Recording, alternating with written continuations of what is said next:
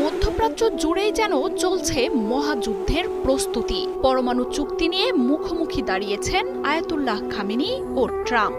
শনিবার ইরান যুক্তরাষ্ট্র বৈঠকে বসলেও তার আগেই নিজেদের চূড়ান্ত শক্তি প্রস্তুত করে রাখছে দেশ দুটি।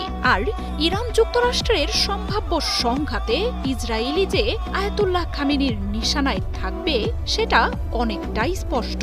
ইয়েমেন আগে থেকেই প্রস্তুত, আর লেবানন ইরাকের প্রতিরোধ যোদ্ধাদের গেল কয়েকদিনে ইরান থেকে ব্যালিস্টিক ক্রুজ মিসাইল পাঠানোর খবর উঠে এসেছে গোয়েন্দা তথ্যে। প্রতিরক্ষা বিশেষজ্ঞরা বলছেন, প্রতিরোধ দল আর মিসাইল দিয়ে ইসরায়েলকে ঘিরে ফেলছে ইরান।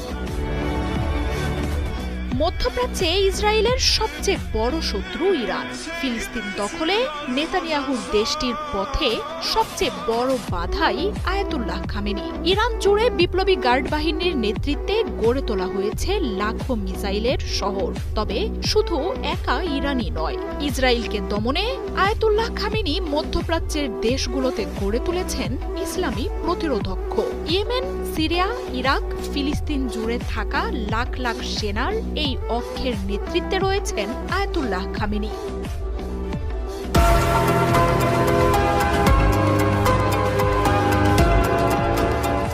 গেল 2 বছর ধরে প্রতিরোধ অক্ষকে ভাঙতে সর্বোচ্চ লড়াই চালিয়ে যাচ্ছেন নেতানিয়াহু। যুক্তরাষ্ট্রের সহায়তায় লোহিত সাগরে ইয়েমেনকে দমনে পাঠানো হয়েছে সেনা। এছাড়াও লেবানন, ইরাক আর সিরিয়াতেও চালাচ্ছে হামলা। তবে যুক্তরাষ্ট্র ইসরায়েলের সর্বোচ্চ শক্তিও দলগুলোর কোনো ক্ষতি করতে পারছে না। এর মধ্যেই ইসরায়েলি গণমাধ্যমগুলো প্রকাশ করছে একের পর এক বিস্ফোরক তথ্য।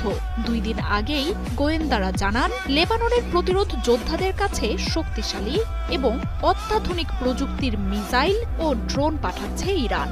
যুক্তরাষ্ট্র, ইসরায়েল আর আন্তর্জাতিক সম্প্রদায়ের সব প্রচেষ্টা ব্যর্থ করে লেবাননের প্রতিরোধ যোদ্ধাদের এক অপ্রতিরোধ দল সেই অস্ত্র ইসরায়েল সীমান্তে নিয়ে যাচ্ছে। প্রতিরোধ দলগুলোর মধ্যে লেবাননের বাহিনীর অপ্রতিরোধ ক্ষমতার কথা ইসরায়েলের ভালোভাবেই জানা।